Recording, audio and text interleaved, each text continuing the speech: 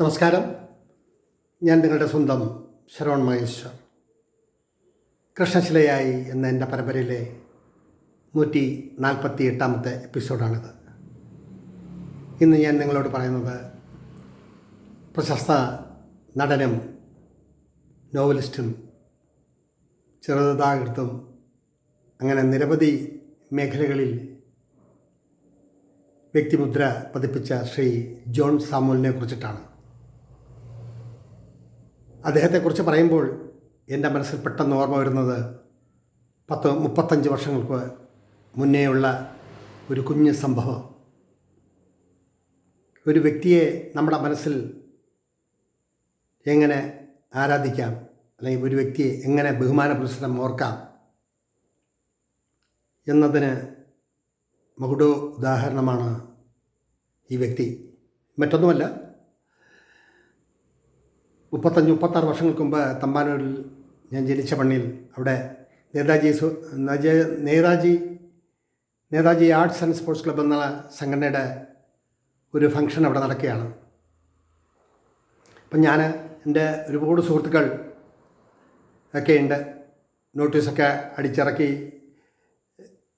ചെറിയ രീതിയിൽ പിരിവെല്ലാം നടത്തിയൊക്കെ ഒരു ഉത്സവം പോലെ ആഘോഷിക്കാൻ പ്ലാൻ ചെയ്യുന്ന അവസരത്തിലാണ് ഞാൻ നമ്മുടെ പ്രോഗ്രാമിന് ചില നടീനടന്മാർ വേണം, എങ്കിലേ ആ പ്രോഗ്രാം കൊഴുക്കൂ എന്നുള്ളതുകൊണ്ട് അന്ന് ശേഷക്രിയ എം സുമാറിൻ്റെ ശേഷക്രിയ എന്ന നോവലിനെ അടിസ്ഥാനമാക്കിയുള്ള ചിത്രത്തിൻ്റെ ഷൂട്ടിങ് തമ്പാനൂരും ദേശാഭിമാനി ഓഫീസിൻ്റെ പരിസരത്തുമൊക്കെ നടക്കുന്ന അവസരത്തിലാണ് ഞാനും എൻ്റെ ചില സുഹൃത്തുക്കളും കൂടി ജോൺ സാമുവലിനെ പോയി കാണുന്നത്. അതിൽ അദ്ദേഹം നായകനാണ്. ഞങ്ങളുടെ ഒരു ക്ലബിൻ്റെ വാർഷികമാണ്. ഇന്ന് രാത്രി നോട്ടീസൊന്നും അടിച്ചിട്ടില്ല. വേറെ 1-2 നടന്മാരെ ക്ഷണിച്ചിരുന്നു, അവർക്ക് വരാനും കഴിഞ്ഞില്ല. സാർ എന്തായാലും ഞങ്ങളുടെ അഭിമാനം രക്ഷിക്കണം, നടനെന്നുള്ള നിലയിലോ എഴുത്തുകാരനെന്നുള്ള നിലയിലോ ഈ പ്രോഗ്രാമിൽ അങ്ങ് പങ്കെടുക്കണം. ഞങ്ങളുടെ മുഖത്തിൻ്റെ ഭാവവുമെല്ലാം കണ്ടിട്ട് അന്ന് നീല ഷർട്ടും നീലക്കരയുള്ള മുണ്ടും ധരിച്ച് യാതൊരു സങ്കോചവും കൂടാണ്ട് ഞങ്ങളുടെ അന്നത്തെ ഫംഗ്ഷനിൽ അദ്ദേഹം പങ്കെടുത്തു എന്നതാണ് യാഥാർത്ഥ്യം. അന്ന് നിരവധി ആർട്ടിസ്റ്റുകൾ ആ ഫംഗ്ഷനിൽ പങ്കെടുത്തു. റാണി ചന്ദ്ര, ആ നടിയല്ല, റാണി ചന്ദ എന്നുള്ള വേറൊരു നടി, അങ്ങനെ നിരവധി പേർ ആ യോഗത്തിൽ പങ്കെടുത്തു. അന്ന് യോഗമെല്ലാം കഴിഞ്ഞ് മടങ്ങി. അതിനേക്കാൾ മനസ്സിൽ വെങ്ങി നിൽക്കുന്നൊരു ഓർമ്മ, അന്ന് ജോലിയൊന്നുമില്ലാതെ പഠിത്തവും ചെറിയ രീതിയിൽ എഴുത്തുമൊക്കെ ആയിട്ട് കലയൊക്കെ ആയിട്ട് അങ്ങ് നടക്കുന്ന അവസരത്തിലാണ് ശ്രീ അയിലം ഉണ്ണികൃഷ്ണൻ്റെ കഥാപ്രസംഗമാണ് ഞങ്ങളന്ന് നടത്താൻ തീരുമാനിച്ചത്. യോഗം കഴിഞ്ഞ ഉടൻ തന്നെ അദ്ദേഹത്തിൻ്റെ കഥാപ്രസംഗം. അങ്ങനെ അദ്ദേഹവുമായി ഓവർബ്രിഡ്ജിലുള്ള അദ്ദേഹം താമസിച്ച റൂമിൽ ചെന്ന് കണ്ട് സംസാരിച്ച് എഗ്രിമെൻറ്റെല്ലാം പറഞ്ഞ് 1000 രൂപയോളം ഞങ്ങൾ അഡ്വാൻസായിട്ട് കൊടുത്തു. പ്രോഗ്രാം സമയത്ത് തന്നെ അവർ വന്നു, എങ്കിലും മുഴുവൻ കാശ് കൊടുക്കാണ്ട് അവർ പ്രോഗ്രാം നടത്തില്ല. ഞങ്ങളൊരു 6-7 പേർ എല്ലാ തരത്തിലും ശ്രമിച്ചിട്ടും അദ്ദേഹത്തിന് മുഴുവൻ തുകയും കൊടുക്കാൻ വയ്യാത്തൊരവസ്ഥ. അങ്ങനെ എൻ്റെ കയ്യിൽ കിടന്നൊരു മോതിരം കൊണ്ടുവന്ന് ചാലയിലുള്ള അയ്യപ്പ ചിട്ടി ഫണ്ട് എന്നുള്ള സ്ഥലത്ത് കൊണ്ടുപോയി പണയം വെച്ച് ആ കാശും കൊടുത്തിട്ടും തികയുന്നില്ല. മുഴുവൻ തുക കൈപ്പറ്റാണ്ട് അവർ സ്റ്റേജിൽ കയറില്ല.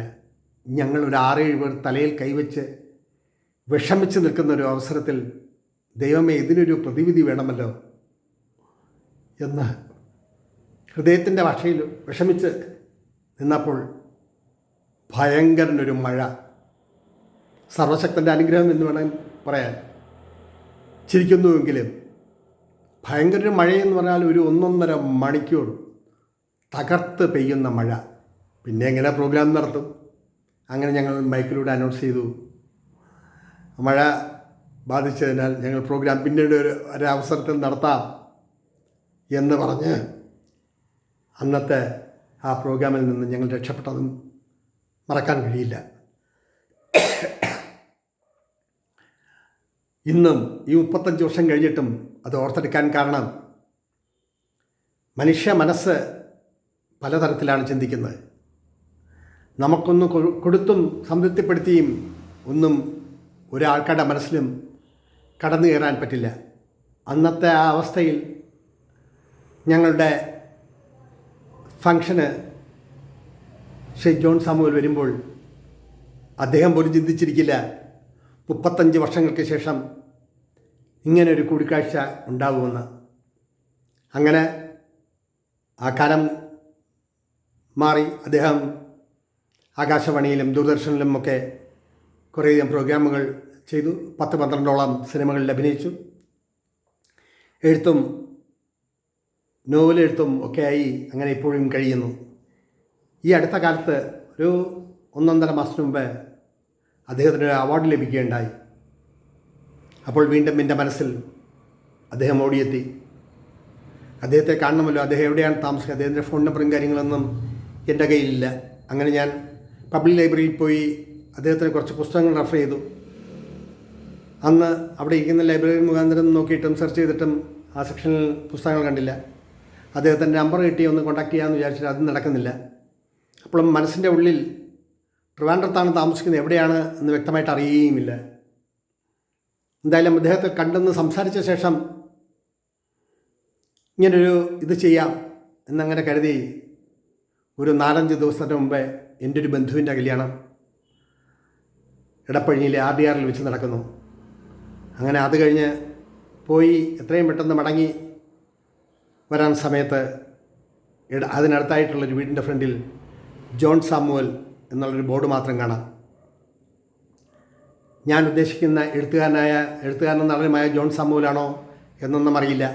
അതിൽ വേറെ ഡീറ്റെയിൽസ് ഒന്നുമില്ല. ഒരു 10-15 മിനിറ്റ് അവിടെ തന്നെ നിന്നു. അതിനുശേഷം അവിടെ നിന്ന് റോഡിൻ്റെ എതിർവശത്തായിട്ടുള്ള ഒരു വീട്ടിലെ ഒരു ലേഡി എവിടേക്ക് പോകാനായിട്ട് നിൽക്കുന്നു. അവരോട് ഞാനിങ്ങനെ ജോൺ സാമുവൽ എന്ന് പറഞ്ഞ ആളിനെക്കുറിച്ചും വിശദാംശങ്ങൾ ചോദിച്ചിട്ടും എനിക്കറിയില്ല എന്ന്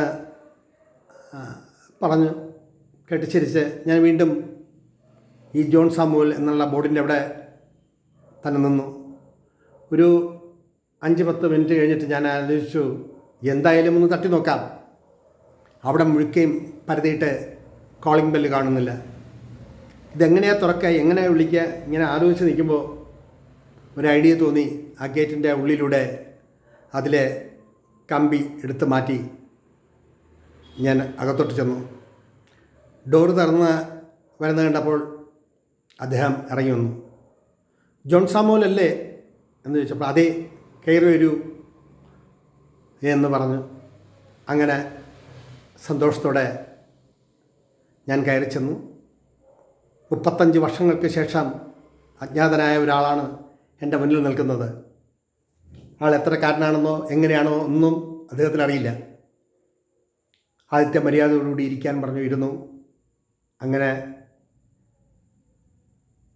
സന്തോഷത്തിൻ്റെ നിമിഷങ്ങൾ. ഞാൻ പ്രതീക്ഷിച്ച ആളിനെ കണ്ടതും ഈ അടുത്ത കാലത്ത് ഒരു അവാർഡ് കിട്ടിയതിനെ പറ്റിയും അങ്ങനെ ഞങ്ങൾ വളരെ വിശദമായി തന്നെ ഒരു 1/4-3/4 മണിക്കൂറോളം അദ്ദേഹവുമായി സംസാരിച്ചു. അപ്പോൾ ഞാൻ പറഞ്ഞു, ഞാനിങ്ങനെ ഒരു പരമ്പര ചെയ്യുന്നുണ്ട്, അതിൽ ജോൺ സാമുവലിനെ കുറിച്ചിട്ട് പഠനം ചെയ്യണമെന്ന് വിചാരിച്ചിട്ടാണ്.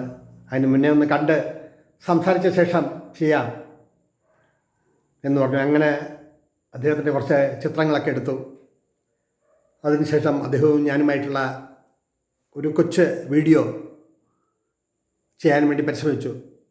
അപ്പോൾ എൻ്റെ മനസ്സുള്ളിൽ പറഞ്ഞു, ചിന്തയുടേതാണോ പ്രായത്തിൻ്റേതാണോ എന്നറിയില്ല, ക്ഷമ കുറവായതുപോലെ തോന്നി. എന്നുവെച്ചാൽ വീട്ടിലെ പല ലൈറ്റുകളുണ്ട്, ആ ലൈറ്റൊക്കെ ഇട്ട് നോക്കി ഫ്രെയിമൊക്കെ ഫിക്സ് ചെയ്യണമല്ലോ. അപ്പോൾ നമ്മുടെ പോയിൻ്റ് ഓഫ് വ്യൂ എങ്ങനെയായിരിക്കണമെന്ന് നമ്മുടെ മനസ്സിലൊരിതുണ്ട്. അങ്ങനെ ഒരു 5 മിനിറ്റ് നേരം ഞാൻ ചിലതൊക്കെ പറഞ്ഞു, അദ്ദേഹം അതിന് ചിലതിനൊക്കെ മറുപടി പറഞ്ഞു. അങ്ങനെയൊക്കെ സംസാരിച്ചു. ഉദ്ദേശശുദ്ധിയാൽ മാപ്പ് നൽകി എന്നൊരു പ്രമാണമുണ്ടല്ലോ.